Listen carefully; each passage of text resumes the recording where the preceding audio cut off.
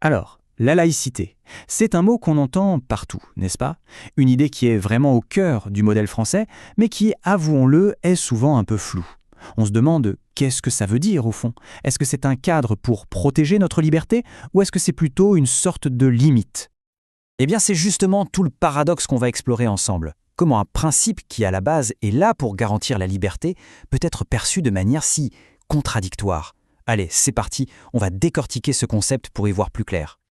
Pour commencer, il faut bien comprendre une chose. La laïcité, ce n'est pas juste une loi qui est apparue comme ça du jour au lendemain. Non, pas du tout. C'est vraiment l'un des grands piliers de la République française. C'est une idée qui a longuement mûri bien avant la fameuse loi de 1905 qu'on cite tout le temps. Et l'idée centrale, le cœur du réacteur, si on veut, c'est ça. Permettre à tout le monde, quelles que soient ses convictions religieuses, philosophiques ou autres, de vivre ensemble, pacifiquement. Ce n'est pas un principe de conflit, bien au contraire. C'est un principe d'organisation, une règle du jeu pour le vivre ensemble. Donc si on doit retenir une seule chose, le point de départ absolu de la laïcité, c'est ça, la protection de la liberté de conscience. C'est vraiment la clé de voûte de tout l'édifice, tout part de là. Là, on a une comparaison qui est super parlante pour bien comprendre où se situe la laïcité. Regardez bien, ce n'est pas du cléricalisme, où la religion essaye de dicter sa loi à l'État. Ce n'est pas non plus l'inverse, le laïcisme, où l'État voudrait se mêler des affaires de la religion. Non, la laïcité, c'est cette troisième voie, pile au milieu. C'est la séparation nette pour que chacun reste chez soi, si on peut dire, et que chaque sphère soit autonome. Alors voilà, on arrive à la définition un peu plus formelle. Et c'est important. La laïcité, c'est avant tout un principe juridique. Ce n'est pas une opinion, ce n'est pas une philosophie. Son seul but, c'est de garantir que tout le monde, absolument tout le monde, croyant, athée, agnostique, peu importe, ait la liberté de penser ce qu'il veut. L'État, lui, reste neutre. Il ne choisit aucun camp, même pas celui de l'athéisme. C'est un point crucial. Ok, pour bien comprendre comment ça marche, on peut imaginer la laïcité comme un bâtiment solide qui repose sur 4 grands piliers. Les 2 premiers, ils concernent directement les droits de chaque individu. D'abord, la liberté de conscience. C'est simple, c'est le droit total de croire, de ne pas croire, ou même de changer de croyance. Personne ne peut vous l'enlever. Et puis, deuxième pilier, l'égalité. Ça veut dire que devant la loi, toutes les convictions se valent. Il n'y a pas une religion ou une pensée qui serait supérieure aux autres. Tout le monde est sur un pied d'égalité. Et là, attention, on arrive à une distinction qui est absolument essentielle, peut-être la plus importante de toutes. Cette fameuse exigence de neutralité, eh bien, elle ne s'adresse pas aux citoyens, aux gens dans la rue. Non, elle s'applique à l'État, et uniquement à l'État et à ses représentants.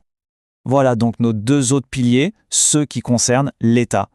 Troisièmement, la neutralité. Ça veut dire que l'État et tous ses services publics, l'école, l'hôpital, la mairie, doivent être neutres. Ils ne peuvent pas afficher de préférence pour une religion ou une autre. Ils sont au service de tous. Et enfin, le 4e pilier, la séparation. C'est le cœur de la loi de 1905. L'État ne reconnaît, ne paie et ne subventionne aucune religion. Point. Ce tableau résume ça parfaitement. D'un côté, on a l'agent public, disons une fonctionnaire à la mairie.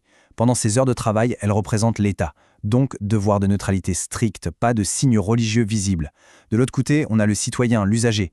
Par exemple, quelqu'un qui va à cette même mairie ou un patient à l'hôpital, lui, il garde toute sa liberté d'expression, y compris religieuse. La seule limite, c'est de ne pas troubler l'ordre public ou le bon fonctionnement du service. La différence est énorme et c'est là que se joue beaucoup d'incompréhension. Bon, maintenant qu'on a posé les bases, il faut être honnête, ce n'est pas aussi simple et carré dans la réalité.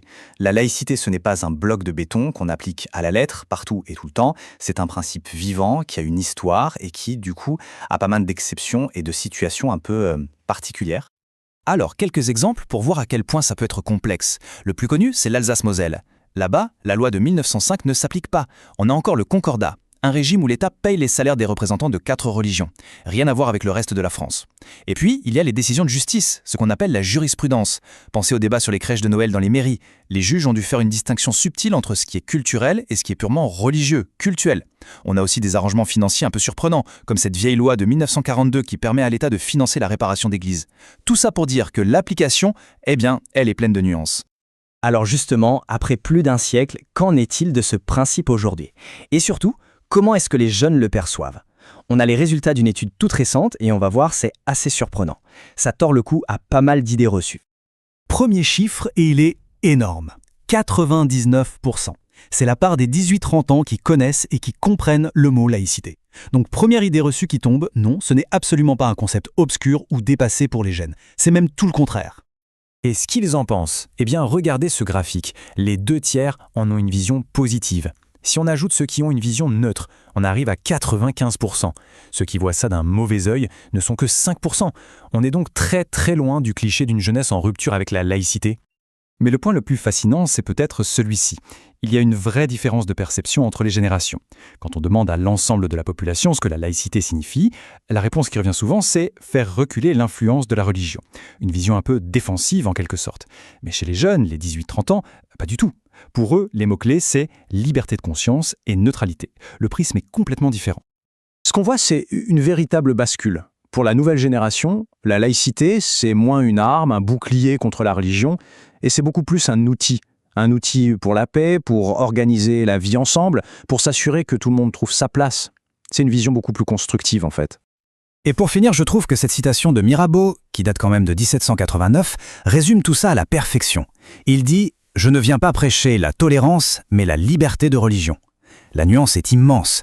Tolérer quelqu'un, c'est un peu comme lui faire une faveur, une permission qu'on pourrait lui reprendre. Alors que garantir la liberté, c'est reconnaître un droit fondamental, le même pour tout le monde. Et c'est exactement ça l'esprit de la laïcité. Ce n'est pas de la tolérance, c'est un principe de liberté et d'égalité.